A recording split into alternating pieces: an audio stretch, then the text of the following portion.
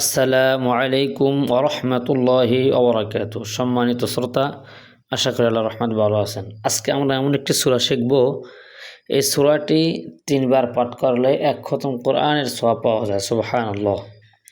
এই সূরাটি একবার যদি কোনো ব্যক্তি পাঠ করে, কোনো ব্যক্তি পড়ে, তার আমলনামায় 10 পারা কোরআন পড়লে যে সওয়াব, ওই সওয়াবটা দেওয়া হবে। সুবহানাল্লাহ।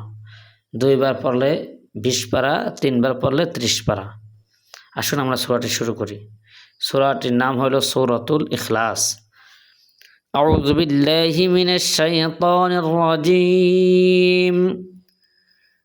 বিসমিল্লাহির রাহমানির রাহিম। قل هو الله أحد।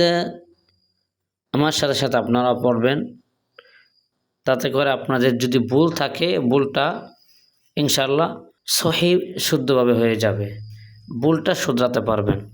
قل هو الله أحد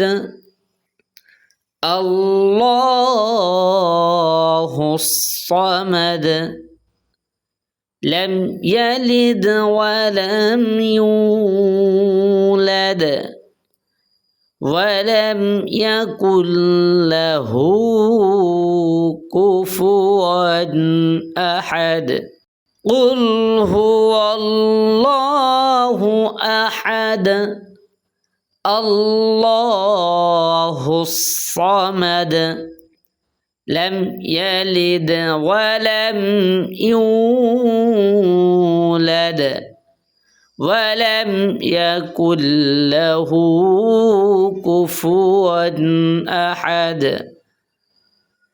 صدق الله العظيم।